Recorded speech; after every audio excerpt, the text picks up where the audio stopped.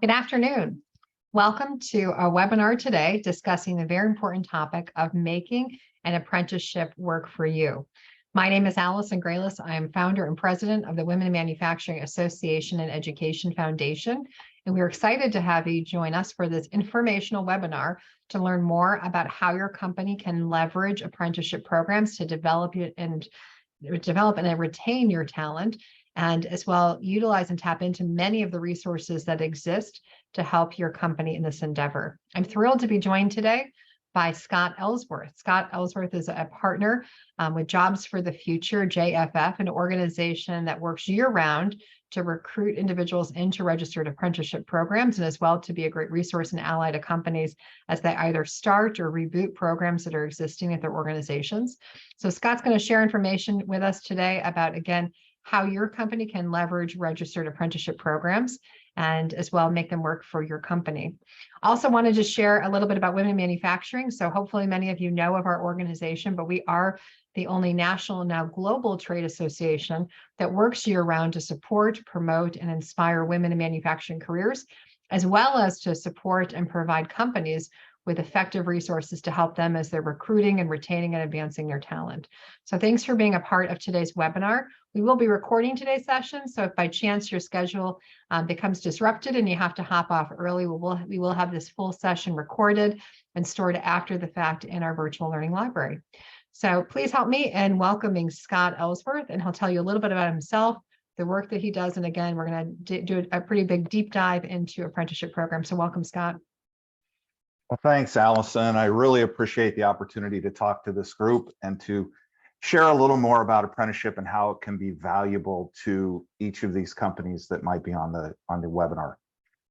A little bit of background. Allison said I would share some about me. I spent the vast majority of my career working in manufacturing, operating either departments or being an engineer, all the way up to running the US operations for a small manufacturing company making tooling components.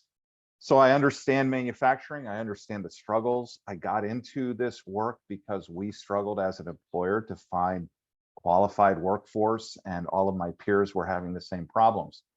So for the last 8 years, I've been working with a number of organizations, but this contract is with Jobs for the Future. I'm going to tell you a little about Jobs for the Future because great organization. Jobs for the Future is a national nonprofit out of Boston, has for years been working kind of at the intersection of education and workforce. But back in 2015, they received a contract with the US DOL to support manufacturers on building registered apprenticeships, et cetera. In the past, almost 10 years now, US DOL has really sunk a lot of funding into growing the apprenticeship system in the US. So although the system has been around for 75 plus years, it's only been recent that we've really started to see a push to help employers understand how it benefits them, how they can get better workforce because they've been trained in a very structured way. And so from that, JFF has taken some of that funding and built the Center for Apprenticeship and Work-Based Learning. I would encourage you to visit JFF's site. It can be a little bit of a rabbit hole, so if you're searching for something, there's a lot of information there.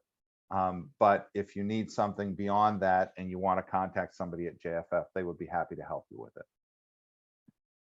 So what I wanted to cover today, I just want to give you a little bit of understanding of how you would go forward on apprenticeship and what the value is to your business. Many of you who are on this call have probably been through some apprenticeship 101s. You've heard about what apprenticeship is, how it works for you, how it benefits you, how it benefits apprentices, and all of the things that go with that. I want to go a little more in depth to help you understand what would you as a business need to know and to do to be able to move apprenticeship forward. We'll kind of talk about how the system is set up here in the United States, We'll talk about what different kind of sponsorships there might be and how they could be advantageous to you one way or the other. We're going to talk about recruiting and some of the things that apprenticeship can do for you. And then finally, I talk about the icing on the cake, which is really that there could be funding out there. We'll talk about why that's not the reason to do this, but it's always good to have some additional funds. And then we'll offer up a chance for you to ask questions, talk about next steps and moving forward. If along the way you have questions, I would encourage you to put them in the chat. Allison's going to be monitoring that. So if there's anything that is really pertinent immediately, she can ask about it, etc. But one of the things I wanted to do is really talk to you initially about what do I mean when I say apprenticeship? Because there are lots of people out there that are calling different things apprenticeships. I'm talking about a registered apprenticeship. So a registered apprenticeship meets the tenets of the USDL's Code of Federal Regulations 29, and it has certain things included in it. It's a job. It has related instruction or theory. It's got on-the-job learning or practice. It includes progressive wages for progressive learning, and then it results in a nationally recognized credential. Some of the things that you'll hear people talk about, companies will frequently say, well, we have an apprenticeship. You may have some of the things that are there for an apprenticeship. You may even have all of the things that are there for an apprenticeship, except for that credential at the end. What I will tell you is that if it's not a registered apprenticeship, it doesn't necessarily have the structure to it that would make it a registered program. So work-based learning. Well, most companies, this is how we train people, is work-based learning. We put them on the job, and we'll talk about that in a minute. Many times people will say, well, we have internships. How is that different? Sometimes internships are paid. Sometimes they're not paid.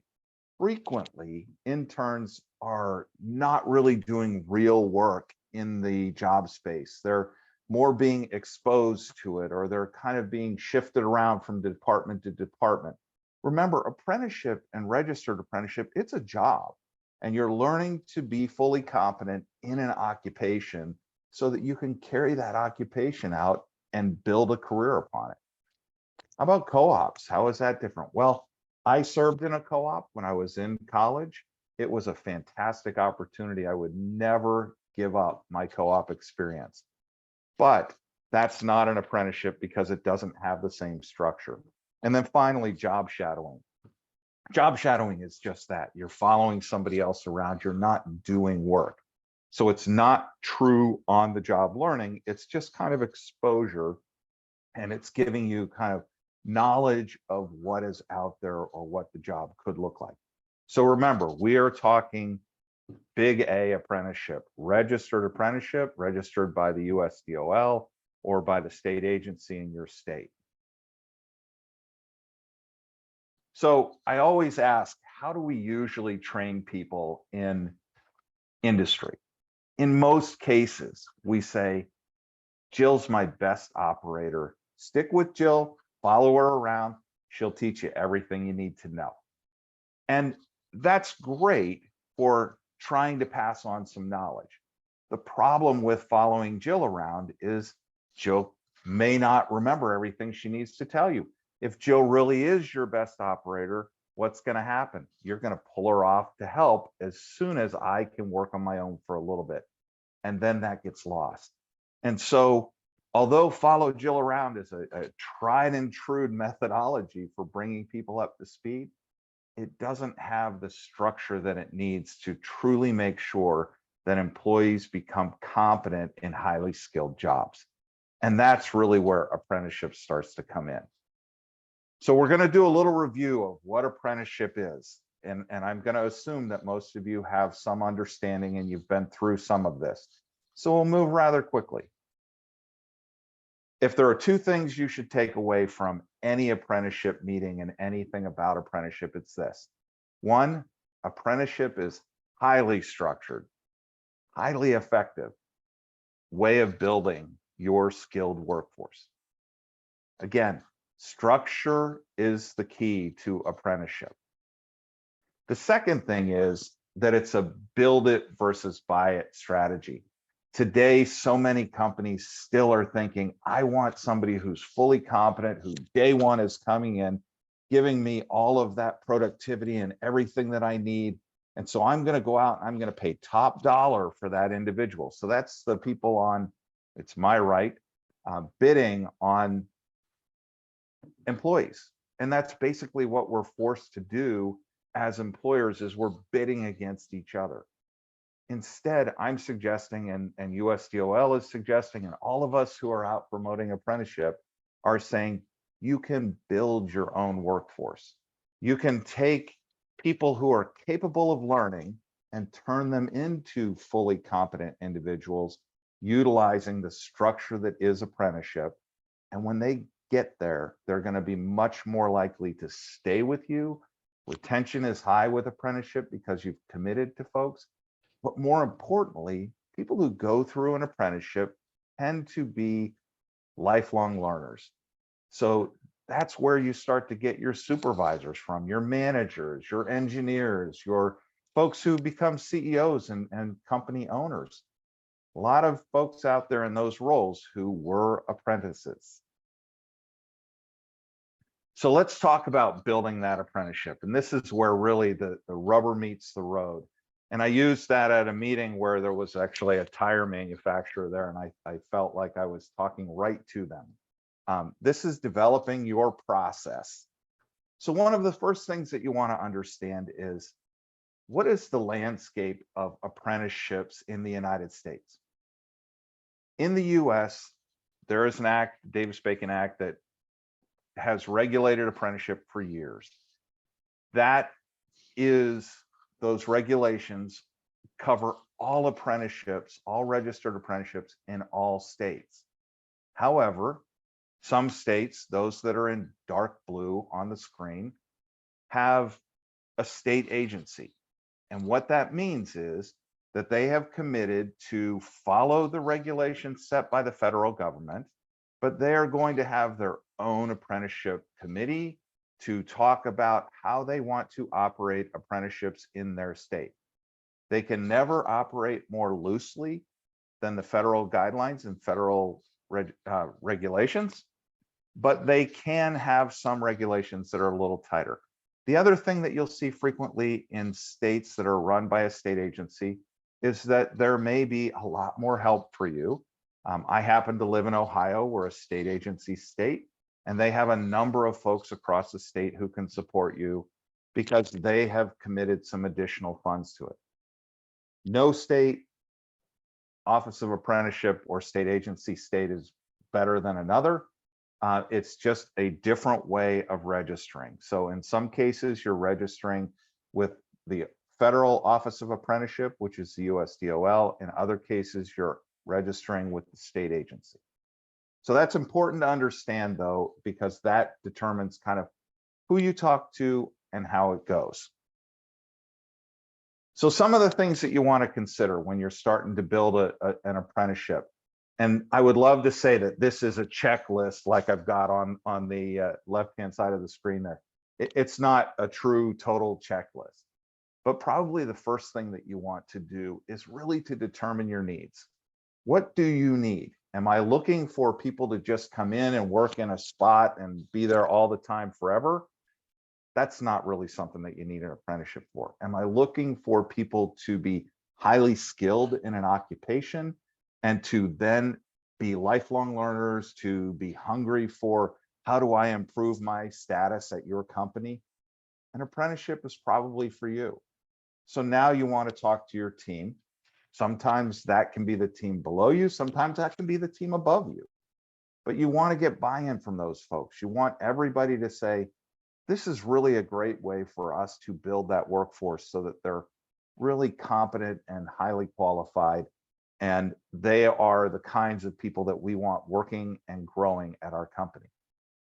The next thing, and this is not going to necessarily be on everybody's checklist, but I think that this is the most important step in the whole process. And that is find a partner. Find somebody who understands the process. There are folks from your state agency or from the apprenticeship training reps from the USDOL. There are also a myriad of intermediaries out there to help you. JFF is one of those intermediaries in the advanced manufacturing space, and we're there to provide support to you. Many community colleges have a fair understanding of apprenticeship. Some are even group sponsors, and we'll talk about what that means later. You'll hear people talk about CTEs, that's your career technical education centers. Some of those are involved with apprenticeship. They may be just a related instruction provider, but they could also be a sponsor or more than that. Your local manufacturing extension partnerships, your trade associations, and then in some states, there are even sector partnerships that are supported by either the state government or the manufacturing association, et cetera. So there are a lot of people out there that have some understanding. Don't try and do this on your own because it can be harder to do. It's much like I've said to any number of people, you can change the spark plugs in your car by going out and watching YouTube and having it show you how to do it. But if you're a person who has the right tools, who knows how to do it, and all of the things that go with that, then that's much easier for you. That's what these partners are for. They're the people who have the tools, who've done it for a while, who understand the system, and they can just help make it a much smoother and easier process for you. Deciding on sponsorship, we're going to talk about that, and I'll tell you what the different kinds of sponsorship are, and you can determine which way do you want to go.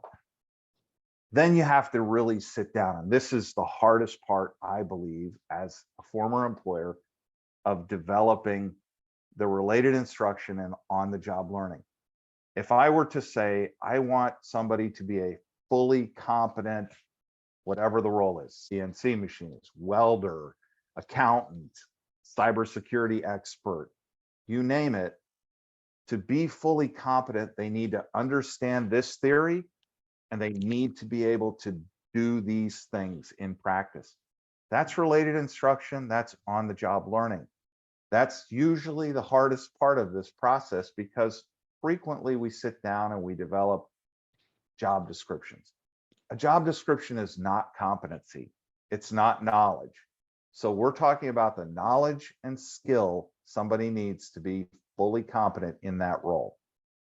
You want to determine what are the selection procedures? How am I going to go about filling these jobs, finding people in a manner that's fair to everybody? So I define that process and I write it down.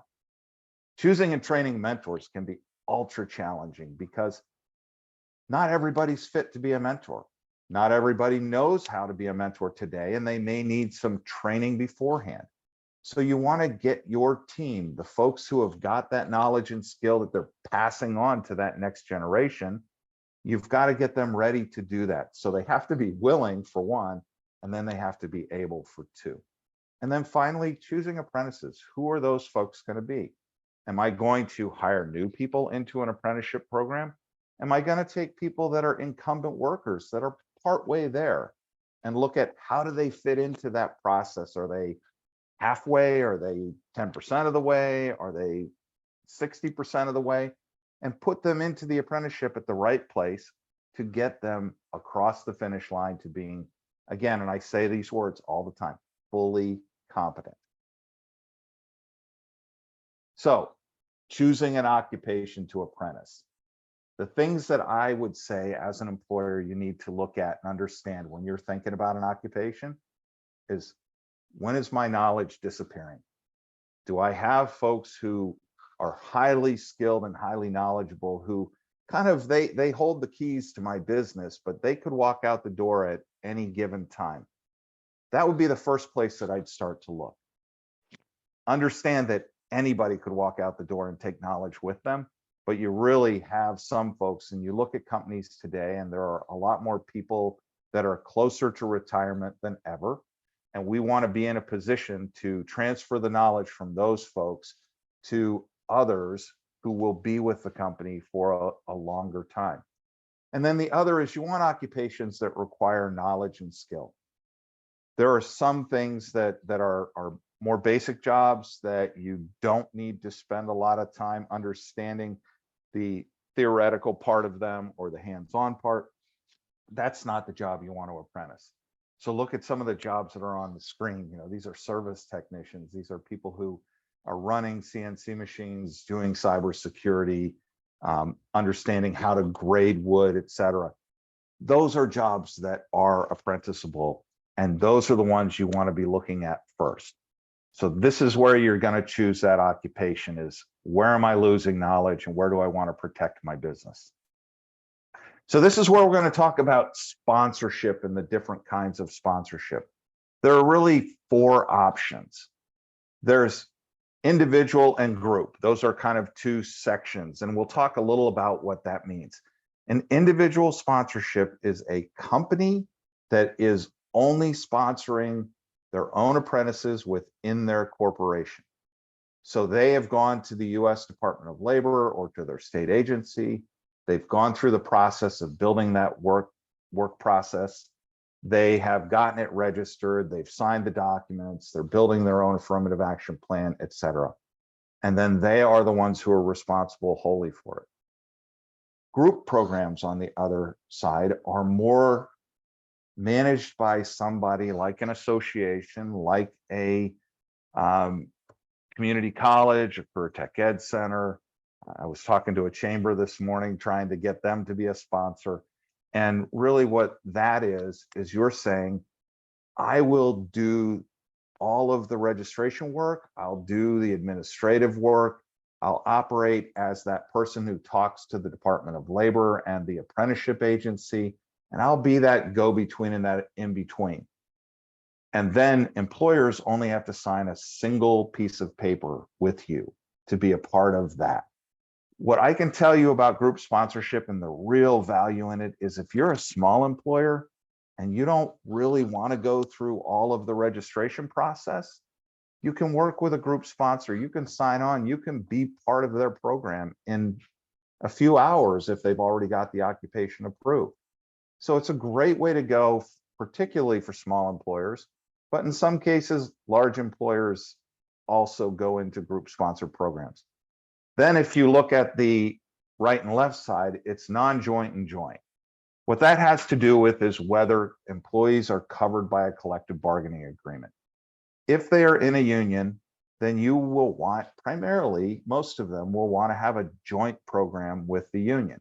That means there's a joint apprenticeship training council with both folks from the union and from the company who are talking about, how do we manage the program? How do we make sure that we are doing the things that we've said we'll do? And again, it's available to companies as an individual joint program, so the company and the union, or a group joint program, which is, in many cases, a union can be operating that program on their own. And so those are some things that you want to think about, as kind of, how will I look at that? One of the things that can be hard for a company that's just starting out and hasn't done this is, who are the group sponsors in my area? I don't know who they are. I don't know who has done that kind of work. That again brings you back to why you get a partner. The partner knows how to navigate that water, and they'll be able to find those group sponsors. So then we go on to recruiting. Now, say we've built our program and we want to start recruiting apprentices. And so what are some of the benefits and the things that we want to be able to do when we're recruiting? Well, first, and this was something that was a big topic of discussion here. I'm at a high school today that is a group sponsor of a registered apprenticeship program. The thing that they were struggling with is getting employers to buy into the idea of taking people under the age of 18, because there are hazardous duties and the insurance company won't allow me, et cetera. Well, with a registered apprenticeship program, the federal child labor regulations say that there are certain hazards that do not apply if you're in the registered apprenticeship program. And I'll tell you why that is. It's not because they're doing a favor to companies that and encouraging them to be registered apprenticeship sponsors just because they think this is an added benefit. It's because of that one-on-one mentorship that comes with apprenticeship. That first and most important role of a mentor is to keep the apprentice safe. The first thing we want in any operation is you go home safely every day. Then we start talking about quality and productivity and the things that go into doing the job. And that is why some of those hazardous limitations don't apply anymore when they're in a registered program. So it gives you a recruiting benefit at your local high school. So if you're trying to recruit people, and I said this morning, people who haven't already been ruined, or people who don't have bad habits, and you want to bring them into your business, this is a great way to do that. So they can get some coursework at the high school. They can then do some part-time work and be part of your apprenticeship. They can do that through the last 2 years of school, maybe even work between their junior and senior year. And then you've already got them interested in your business and moving forward and along the pathway to being that fully competent employee.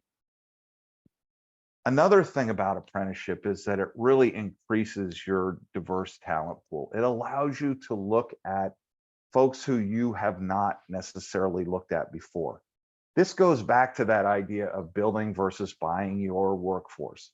If all you're looking for is people who are fully competent, you're only going to get people from a certain group of folks. And it's a very small and minute group of people. You want to open yourself up to a much broader group of folks. Now you start looking for people who have the ability to learn. And that is a much bigger group of people, because there are most folks who are smart enough and with the right training can learn many jobs, if not all jobs.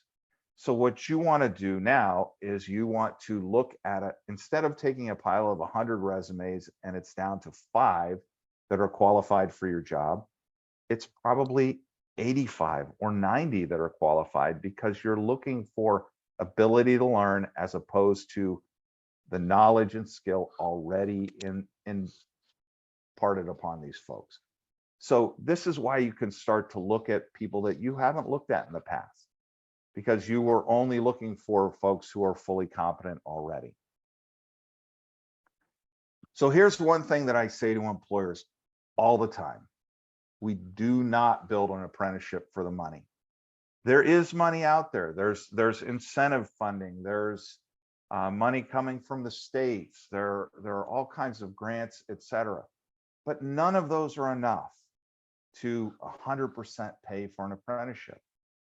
The purpose of the apprenticeship is for you to build and to grow your own talent and to get them fully competent so that your business is going to survive into the future.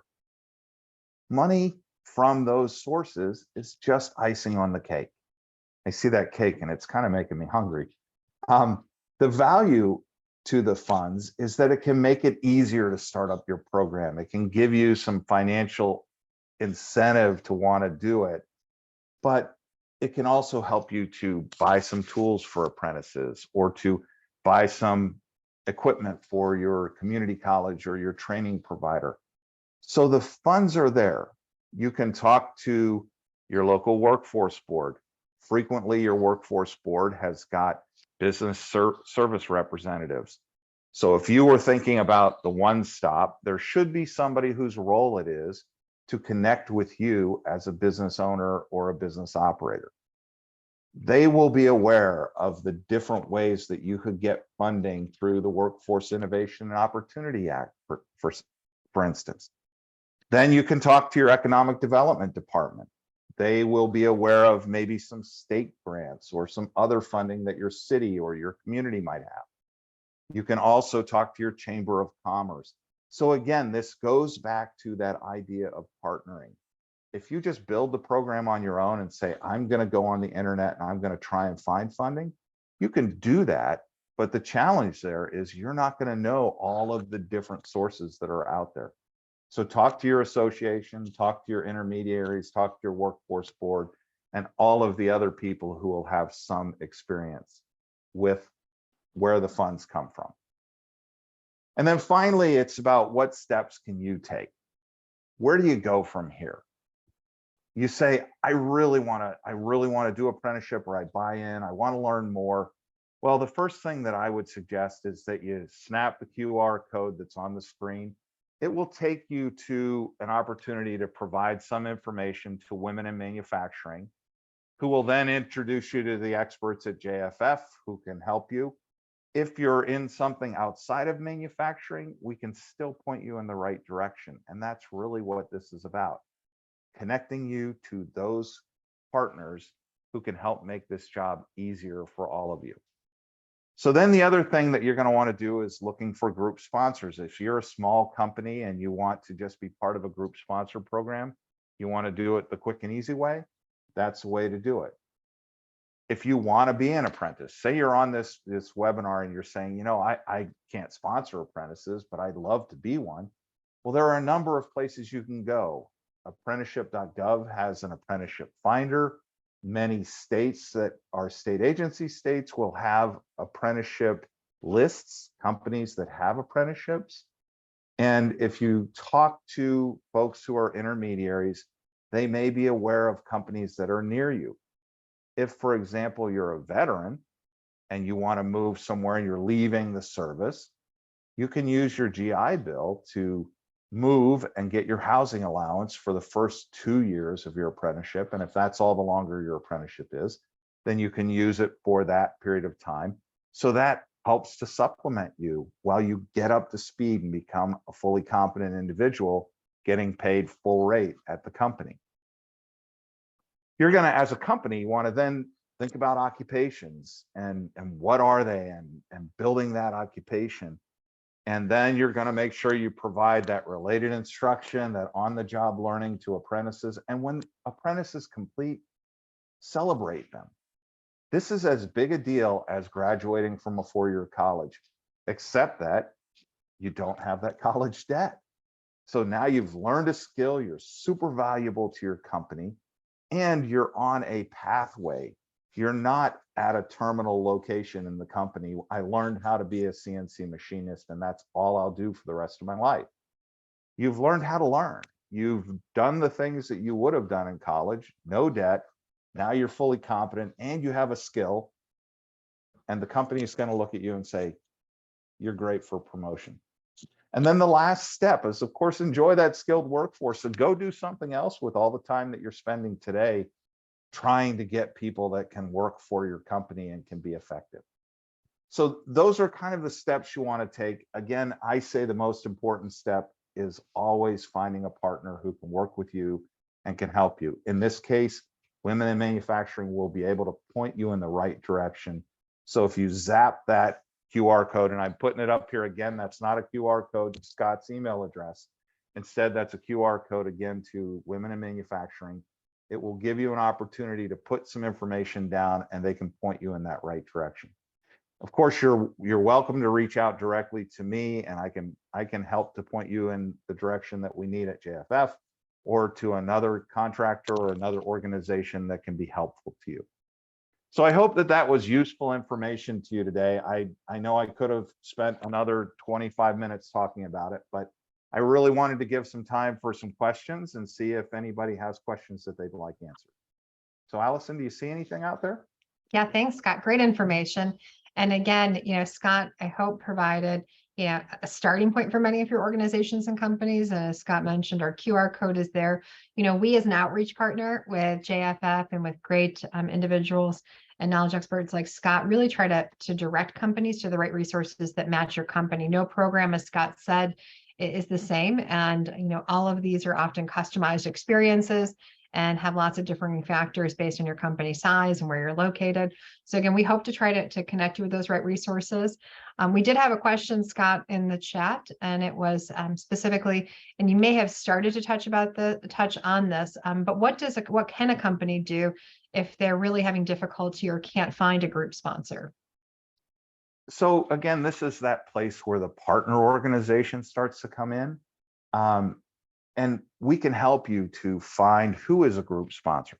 But if there's not a group sponsor, in the case of, say, the lumber industry in the United States, they came to JFF, said, we want to build a saw filing apprenticeship program. But none of us individually as companies can do that. We'd really like to come together, build something for the industry as a whole. In that case, they need a group sponsor. And so it's large lumber companies, et cetera. There was nobody who was group sponsor in that industry. And we helped them to find an organization to sponsor it. We've built the program. The apprentices are starting in a couple of weeks. The first cohort of 20 will go through, and there'll be 20 more in a month. And that group sponsor has come to the table and said, okay, we believe in this enough that we'll do it for the industry. And so that is something that we can help you to do. If there's not a group sponsor and you want to be part of that kind of a program, it's within our ability to help you find somebody or to build that program for them. Great. Thank you, Scott. A few more questions have popped in. The next one is, how do you find out which hazardous limitations are excluded? That's a great question. And there is a document that I have that is from the U.S. Department of Labor that specifies all of that information. I'm happy to share that with Women in Manufacturing, and they can share it out to you. If they want to share it on the website or pass it along individually, that's fine. Again, it is a publication by the USDOL, so it's not something that is unofficial. It's actually an official document. Great. We're happy to put that as a resource on our Registered Apprenticeship Program page, and Jen can send out the link to that, and you can see what we have there presently, and then we'll also put that new document once Scott sends it our way. Another person had a question about, what have you seen companies do to retain employees once they complete their assessment or their apprenticeship? Sorry. So this is kind of an interesting question, because a lot of times companies are afraid, I'm going to commit money to growing an apprentice and then they're going to pick up and they're going to take off. We don't find that to be the case. Retention among apprenticeship completers is 91+%. You don't get that retention with people that you just give on-the-job training to. Because you're committed to growing those individuals and they see you as that kind of company, you're an employer of choice. And it's not always about money. Sometimes it's about, are you going to invest in me as an individual? Here's the other thing that I say to companies all the time. If they steal somebody, if another company steals somebody, that's okay. You know how to build another one. You know how to build your workforce. And if people move on to other roles, that's okay. It's good for your community. It's good for that industry as a whole. And you can build another individual who may end up, and probably will, be even stronger than that person. So don't feel like training people up is just committing money to another company. It's in a very small portion of the people that complete that they leave. That's a really strong percentage. I mean, 91% of those people who have graduated from apprenticeship programs, that they are retained, is huge. And someone asked in the chat, Scott, if you have that data as an infographic or even the source, maybe if you might be willing as well to share that with Women in Manufacturing Association, we could also put that on our website, because I think that's a great compelling piece of information as to why companies should support and invest in programs like these. Absolutely. And that data comes from the U.S. Department of Labor. So as much as I'd love to say I was out doing a study and did all of that, I can't do that. So another person asked, what proven assessments or tests are valuable to be able to to be able to predict or tell an individual's ability to learn? They said Wonderlic, Predictive Index, or are there others? So I can't speak to the veracity of any individual test. And test taking is not always somebody's most likely skill. You know, I'm not always good at that. But I do know that there are tests out there that are supposed to be indicative of your likelihood to succeed in something. So I would suggest in that case, you talk to testing companies. I'd love to give you an answer, but I really don't know the tests that well. There are some that we used as employers, as an employer in the past, that worked well, predicting somebody's likelihood of success in certain things, but not in others. So unfortunately, I can't give you an answer to that because I just don't know it. There's another question about, is there a clearinghouse of apprenticeships across the country with already built programs? I would say the closest thing you have to that is going to be on apprenticeship.gov, the apprenticeship finder. Unfortunately, in SAA states, state agency states, they may not have all of that information linked in and logged in. It's getting better all the time. 8 years ago, when we started this work, it was very difficult to figure that kind of information out. Now it's much, much better, and there are more places. Again, because I live in Ohio, I can tell you on the Ohio website, the state agency site, you can go in and say, I'm in this area, tell me about apprenticeships that are nearby, and it will give you a list of those. I can't speak for every other state, but again, this is something that is getting better and better. Prior to 2015, the Department of Labor really wasn't able to invest in apprenticeships. Since 2015, the Department of Labor's put over $1 billion into apprenticeship and growing apprenticeships and helping employers to understand the value of them. So Scott, there's a question or a comment. I guess someone's looking for some guidance here. This company who wrote in is interested in building an apprenticeship and they've connected with local partners, but they're having a hard time finding a sponsorship. Would a sponsor help develop and guide in creating the related instruction? In some cases, they will if they're already a related instruction provider. In the case of the JFFs of the world, absolutely, that's what we do. We'll help you to determine what it is and somebody that can provide it for you. So I would say that there are enough partners out there that could at least point you in the right direction and could help you to understand who some of the players are that are out there so you can make a decision. So I would, in that case, yeah, reach out, let us know where you are, and we'll see what we can do to help you get pointed in the right general area. Great, thanks.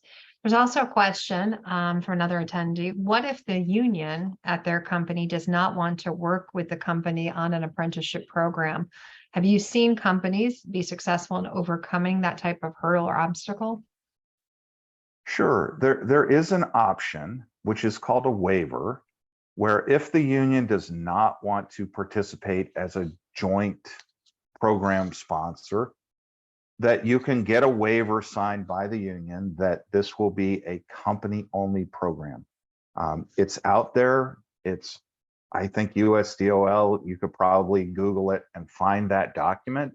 If not, I think that I've got a copy of it, but your apprenticeship training rep would be able to get it and all of that. I would encourage you, if you are a union company, to try your absolute best to get them to be involved, because they can help to make your program much more successful than trying to do it on your own without them. But there are cases where you need to do that. And in that case, you can get a waiver, and yes, you can make it work.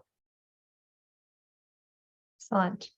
There's another question about accessing this presentation after today's live delivery.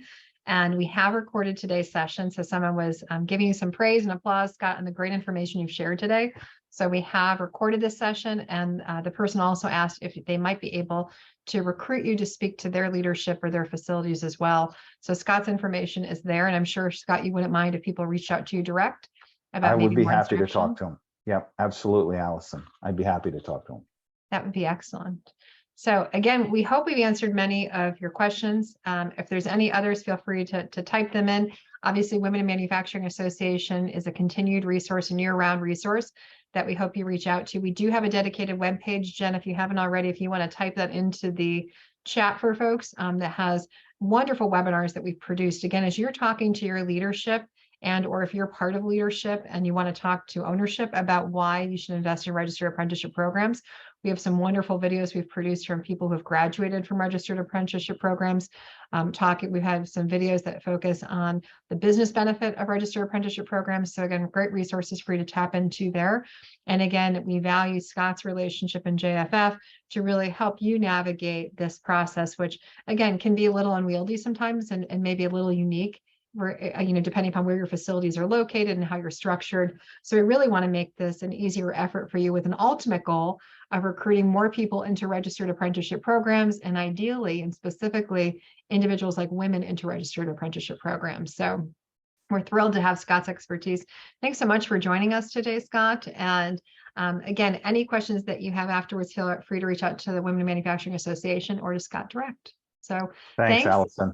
Thanks so much for being here and being such a great partner, Scott. And again, this will be recorded, and we'll send a link out to those who registered today. And then as well, you can find it thereafter on our webpage. So have a wonderful afternoon. And again, thanks for being a part of today's chat.